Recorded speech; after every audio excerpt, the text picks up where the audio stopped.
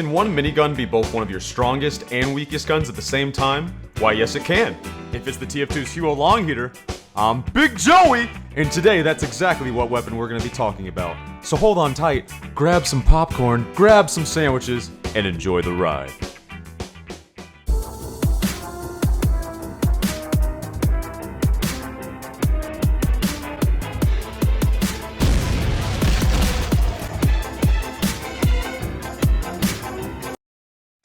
The Huo Long Heater is no doubt one of the most interesting looking primary weapons, as well as one of the most unique ones. I mean, what could go wrong with adding a bit of fire to the Heavy's arsenal? Well, unfortunately, this beautiful weapon is currently very under-equipped and actually notorious for being disliked by more skilled Heavies. But why would anyone dislike such a great sounding weapon? Well, let's take a look at its stats.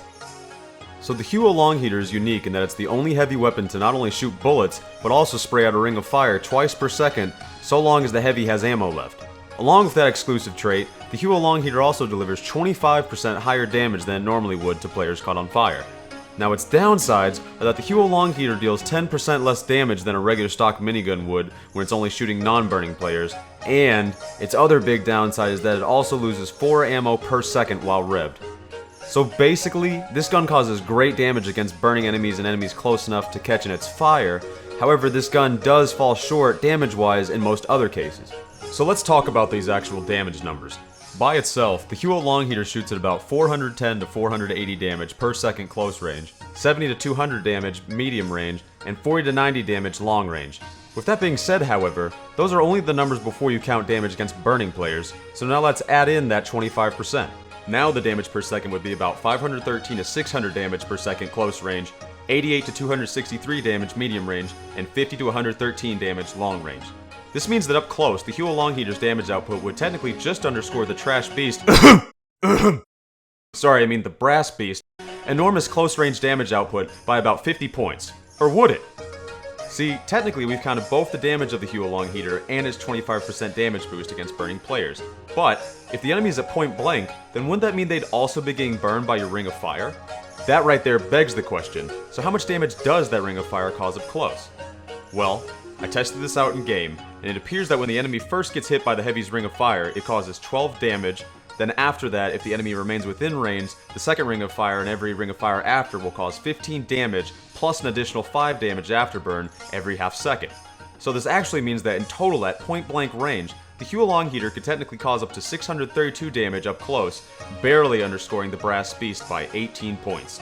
Still, goes to show though, this gun can be very impressive up close. So now with all that technical junk out of the way, how do we even use this thing? Well, lucky for you, Big Joey's here to help.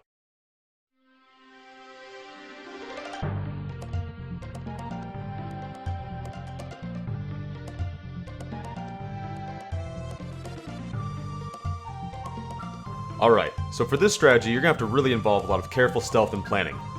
As the sneak attacking Heavy, you'll always want to find ways to go completely undetected from enemies around you. Always be on the lookout for nearby enemies and surroundings, especially good places to hide. And of course, you want to make sure to really learn up on all the great map spots and techniques for this one, so that no one could ever possibly predict your whereabouts. Strategies to remember when trying to do this are jumping around corners into oncoming enemies, camping in an area where the enemy wouldn't typically bother to look, or swooping down on an unsuspecting enemy from above, pulling their lives out from under their very own Wait, what the f***?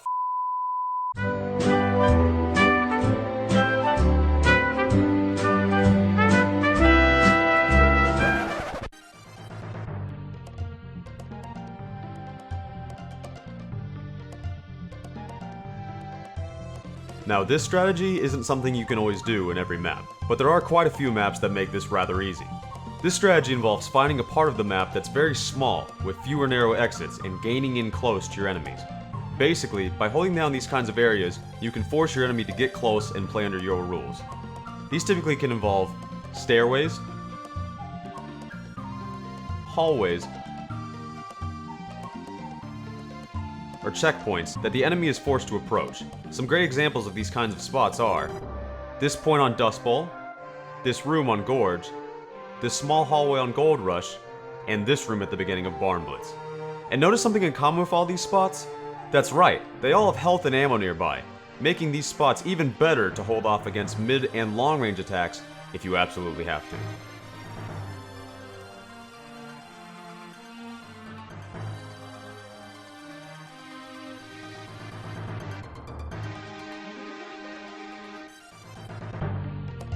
Alright, this isn't my first choice of playstyle, but if for some reason your team were without pyros or your engineer was in desperate need of some assistance on the point, you could basically become the Pyro the engineer is hoping for. By sticking close to the engineer's dispenser, you can shoot out infinitely wherever you want, long range, mid range, short range, while also blasting a ring of fire around your heavy that can help detect spies. Now the sound of the spy catching fire is short, so you have to be quick if you want to hear one light up around you. Keep in mind, however, a spy can still jump over your hue of flames to stab you, so, as an extra measure of safety, fire all around you just in case a spy or nearby enemy is approaching.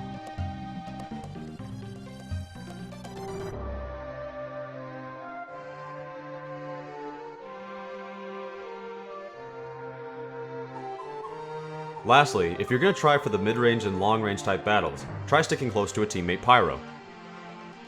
Instead of being the typical meat shield, let the Pyro go out in front of you. Once the Pyro catches an enemy on fire, you can help mow them down with your 25% damage boost, making the weapon actually fairly powerful even from a distance. Just make sure to pick up ammo along the way so that you don't end up running out in front of an enemy. This strategy though will obviously only work if someone on your team is willing to play Pyro, which, as we all know, is pretty hard to find these days. I mean really, it's like, why can't Pyro get any love? I mean, it's like, if only there would come a time when Valve could find a way to make people want to play Pyro again. Like, if there was just some, I don't know, system that Valve could, like, put into place. Like, I don't know, that could, like, maybe reward the players or something for playing the class in the first place. I don't know, maybe, like, bribe them with new weapons or hats or healthy diet alternatives or something that would basically force them to play the Pyro for their own hidden agendas. But maybe that's just wishful thinking. So, anyways, good luck with that Huo long heater, I guess. Now, how do I get that Yeti suit?